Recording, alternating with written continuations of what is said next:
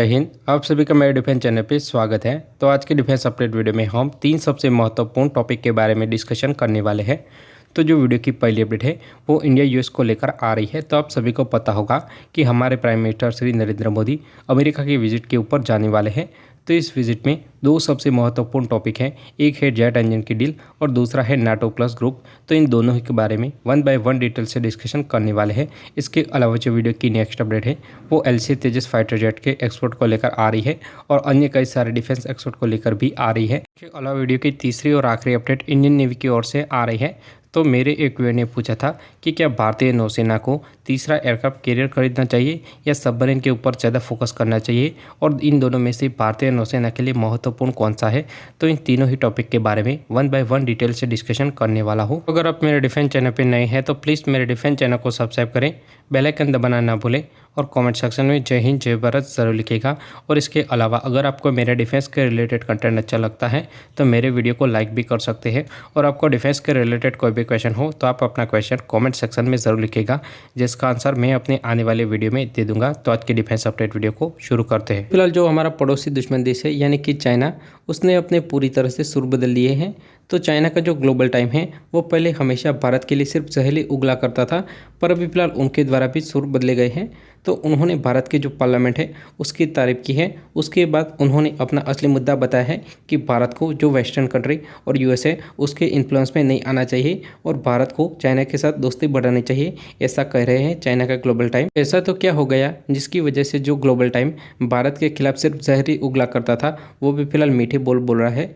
तो इसके पीछे वजह है हमारे सिर्फ प्राइम मिनिस्टर की जो अमेरिका की विजिट है। वो विजिट के दौरान सबसे इंपॉर्टेंट 2 मुद्दे हैं। पहला है जेट इंजन की डील यानी कि GE के साथ F414 INS-6 इंजन की डील है, उसके ऊपर फाइनलाइजेशन हो जाएगा। उसके अलावा दूसरा सबसे इंपॉर्टेंट टॉपिक है नाटो प्लस ग्रुप, और यह है कि इस विजिट के दौरान भारत को नाटो प्लस ग्रुप में शामिल होने की बातचीत कही जाए। तो इस चीज़ से भारत को कई सारे फायदे भी हो सकते हैं और कई सारे नुकसान भी हो सकते हैं। तो सबसे पहले हम फायदे के बारे में बात कर लेते हैं। तो अगर भारत नाटो प्लस जैसे ग्रुप में शामिल हो जाता है तो चीन की तो रातों की नींद हराम होने वाली है, क्योंकि भारत और अमेरिका का मिलिट्री अलायंस बनेगा जो कि चाइना के लिए बहुत ही खतरनाक साबित हो सकता है। और इसके अलावा बात करें तो भारत को अमेरिका के सबसे एडवांस तरीन वेपन भी सप्लाई की जा सकती है। इसके अलावा बात करें तो वेपन के अलावा अमेरिका भारत को डिप्लोमेटिक तौर पर भी सपोर्ट कर सकता है इंटरनेशनल मामलों में। और इसके अलावा बात करें तो यह चीज़ चाइना के लिए तो बहुत ही बुरी साबित होने वाली है। पर सबसे बड़ी प्रॉब्लम आती है रशिया के केस में। तो अगर भारत नाटो प्लस जैसे ग्रुप में शामिल होता है, इस चीज़ का जो नेगेटिव इम्पैक्ट है वो इंडिया रूस के रिलेशनशिप के ऊपर भी आ सकता है, और रशिया का जो झुकाव है वो चाइना और पाकिस्तान जैसे देश के ऊपर ज़्यादा हो सकता है। इसके अलावा बात करें तो नाटो प्लस जैसे ग्रुप में शामिल होने के बाद सबसे बड़ा नुकसान तो यह है कि भारत को अमेरिका के हर एक चीज़ में सपोर्ट करना होगा, और अगर भारत सपोर्ट नहीं करेगा तो एक तरह से अमेरिका भारत के ऊपर ही प्रेशर क्रिएट करेगा, जैसे कि अन्य नाटो कंट्री के ऊपर करता है।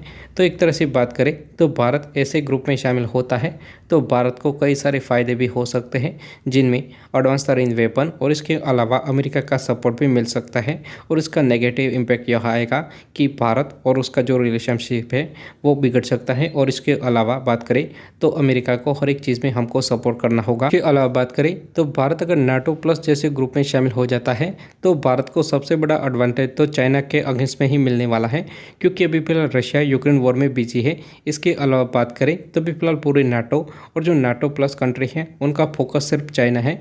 तो अगर भारत ऐसे देश में शामिल हो जाता है तो भारत को बहुत ही ज़्यादा फायदा होगा चाइना के अगेंस्ट में, और चाइना के द्वारा भी यह प्रयास किया जाएगा कि भारत ऐसे ग्रुप में शामिल ना हो, नहीं तो पूरी तरह से चाइना की बैंड बज सकती है। और इसके अलावा बात करें तो अभी फिलहाल इसी चीज़ के ही चलते चाइना के द्वारा भारत के लिए अच्छे बोल बोले जा रहे हैं। इसके अलावा बात करें तो 2030 तक तो भारत ऐसे ग्रुप में शामिल नहीं हो सकता है, और भारत का यह प्लान भी नहीं है और भारत की यह ज़रूरत भी नहीं है कि भारत नाटो प्लस जैसे ग्रुप में शामिल हो। के अलावा बात करें तो भी फिलहाल भारत को ऐसी ज़रूरत महसूस होती है तो भारत डेफिनेटली ऐसे ग्रुप में शामिल हो जाएगा।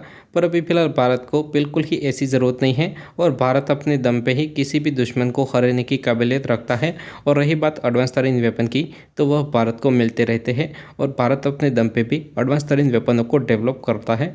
पर अमेरिका की विजिट के दौरान अमेरिका के द्वारा नाटो प्लस ग्रुप में ज्वाइन होने की बातचीत तो भारत के साथ करी ही जाने वाली है। और रही बात जेट इंजन की, चीज़ के ऊपर भी कोई फाइनल फैसला इस विजिट के दौरान ही आपको देखने को मिल सकता है। तो वीडियो की नेक्स्ट अपडेट के बारे में डिस्कशन कर लेते हैं, जो कि डिफेंस एक्सपोर्ट को लेकर आ रही है।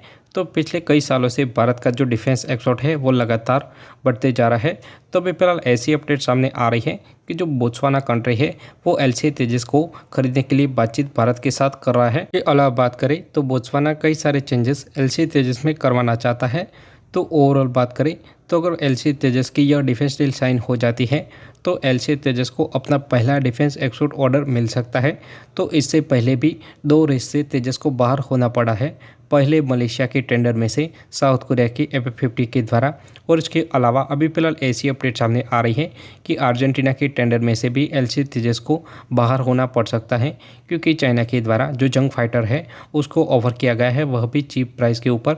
इसके अलावा लोन का भी सपोर्ट किया जाएगा। तो ओवरऑल बात करें तो अर्जेंटीना की ऐसी फाइनेंशियल कंडीशन नहीं है कि वह महंगे फाइटर जेट को एक्वायर कर सके, जिसकी वजह से जो अर्जेंटीना है वो जंग फाइटर जेट को खरीद सकती है। LCA तेजस फाइटर जेट है, उसके स्पेसिफिकेशन और उसकी जो कैपेबिलिटी है वो इन दोनों ही फाइटर जेट यानी कि साउथ कोरिया के F-50 और चाइना पाकिस्तानी मेड जंग फाइटर से तो ज़्यादा बेहतर है। पर सबसे इम्पोर्टेंट पॉइंट है कि जो LCA तेजस का प्राइस है वो थोड़ा सा ज़्यादा है। इसी वजह से कई सारे एयरफोर्सेस LCA तेजस को एक्वायर नहीं कर रही है, क्योंकि उनको एक ऐसा ट्रेनर फाइटर जेट चाहिए जो ट्रेनिंग के साथ साथ छोटे मोटे मिशन को भी अंजाम दे सके। और जो साउथ कोरिया का F-50 है वो ट्रेनिंग भी करवा सकता है और छोटे मोटे मिशनों को अंजाम भी दे सकता है। अलावा जंग फाइटर के बारे में बात करें तो यह फाइटर जेट सस्ता है, साथ में चाइना अपने लोन को ऑफर करता है, जिसकी वजह से जंग फाइटर जेट का भी एक्सपोर्ट हो जाता है। तो भारत को भी जो LCA तेजस में से कई सारे ऐसे सिस्टम हैं जिसकी ज़रूरत नहीं है उनको रिमूव कर देना चाहिए, जिसकी वजह से जो LCA तेजस का कॉस्ट है वो कम हो जाए। वीडियो के नेक्स्ट अपडेट के बारे में डिस्कशन कर लेते हैं। तो मेरे एक व्यूअर ने पूछा था कि भारतीय नौसेना को एयरक्राफ्ट कैरियर खरीदना चाहिए या सबमरीन। तो एयरक्राफ्ट कैरियर के बारे में बात करें तो अभी के टाइम के लिए जो एयरक्राफ्ट कैरियर है वो बड़ा ही आसान टारगेट बन चुका है, क्योंकि चाइना के पास एक ऐसी मिसाइल है जो कि एयरक्राफ्ट कैरियर को बड़ी आसानी से तबाह कर सकती है, जिस मिसाइल का नाम है DF-70। तो यह एक हाइपरसोनिक बैलिस्टिक मिसाइल है जिसके आगे हाइपरसोनिक ग्लाइड व्हीकल माउंटेड है। इस तरह से बात करें तो भारत के पास अभी फिलहाल कोई भी ऐसा एयर डिफेंस सिस्टम मौजूद नहीं है जो कि हाइपरसोनिक ग्लाइड व्हीकल को तबाह कर सके। तो अगर एयरक्राफ्ट कैरियर को हम खरीदते हैं और चाइना के द्वारा इस मिसाइल का यूज़ किया जाता है तो वह डेफिनेटली हमारे एयरक्राफ्ट कैरियर के लिए एक बहुत ही बड़ा खतरा बन सकता है। तरफ एयरक्राफ्ट कैरियर से कई सारे एडवांटेजेस भी हैं और उसका नेगेटिव इम्पैक्ट यह है कि अभी के टाइम के हिसाब से किसी के लिए बहुत ही आसान टारगेट है एयरक्राफ्ट कैरियर। के अलावा हमारे दुश्मन देश को देखें तो चाइना वो लगातार अपनी नेवी को मजबूत कर रहा है।